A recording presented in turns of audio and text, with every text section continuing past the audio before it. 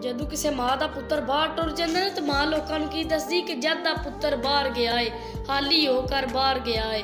ਝੂਠੇ ਹਾਸੇ ਹੱਸਦੀ ਏ ਪੀ, ਮਾਂ ਲੋਕਾਂ ਨੂੰ ਦੱਸਦੀ ਏ ਪੀ ਡਾਲਰ ਪਾਉਂਡ ਕਮਾਉਂਦਾ ਸੋਹਣਾ, ਉੱਥੇ ਦਫ਼ਤਰ ਜਾਂਦਾ ਸੋਹਣਾ।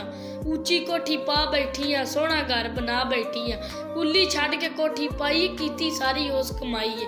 ਐਨਾ ਕੁਝ ਕਮਾ ਲਿਆ ਸੋਹਣੇ, ਪਿਓ ਦਾ ਭਾਰ ਉਠਾ ਲਿਆ ਸੋਹਣੇ। ਜਦ ਵੀ ਸ਼ਹਿਰ ਮੈਂ ਜਾਨੀ ਆ ਤੇ ਲੱਖਾਂ ਦੇ ਵਿੱਚ ਲਾਨੀ ਆ। ਐਨੇ 'ਚ ਦੋ ਹੰਝੂ ਡਹਿ ਪਏ, ਆਈ ਨਿਕਲ ਕੇ ਬੋਲਣ ਲੱਗ ਪਈ। ਮਾਂ ਦਿਲ ਦੇ ਜ਼ਖਮ ਪਰੋਲਣ ਲੱਗ ਪਈ। ਮਾਂ ਫਿਰ ਸੱਚ ਬੋਲਣ ਲੱਗ ਪਈ। ਆਂਦੀ ਬਾਹਰੋਂ ਜੀਨੀ ਆੜੀਏ, ਅੰਦਰੋਂ ਤੇ ਉਹ ਹਾਰ ਗਿਆ ਏ। ਜਦ ਦਾ ਪੁੱਤਰ ਬਾਹਰ ਗਿਆ ਏ, ਹਾਲੀ ਹੋ ਕਰ ਬਾਹਰ ਗਿਆ ਏ। ਰੋਟੀ ਠੰਡੀ ਖਾਂਦਾ ਨਹੀਂ ਸੀ, ਕੱਪੜੇ ਗੰਦੇ ਪਾਉਂਦਾ ਨਹੀਂ ਸੀ। ਨੀਂਦਰ ਦਾ ਬੜੀ ਪੱਕਾ ਸੀ, ਸੁਬਹ ਮਸੀਤੀ ਜਾਂਦਾ ਨਹੀਂ ਸੀ। ਬੜਾ ਹੀ ਗੁੱਸਾ ਕਰਦਾ ਸੀ ਤੇ ਗੱਲ ਤੇ ਲੜਦਾ ਸੀ। ਉੱਥੇ ਕਿਸ ਨਾਲ ਲੜਦਾ ਹੋ ਸੀ, ਕਿਵੇਂ ਗੁਜ਼ਾਰਾ ਕਰਦਾ ਹੋ ਸੀ। ਇਹ ਗਮ ਦਿਲ ਨੂੰ ਠਾਰ ਗਿਆ ਏ। ਜਦ ਦਾ ਪੁੱਤਰ ਬਾਹਰ ਗਿਆ ਏ, ਹਾਲੀ ਹੋ ਕਰ ਬਾਹਰ ਗਿਆ ਏ। 6 ਮਾਹ ਪਹਿਲੇ ਆਇਆ ਸੀ ਉਹ, ਆਪਣੇ ਘਰ ਪਰ ਆਇਆ ਸੀ ਉਹ।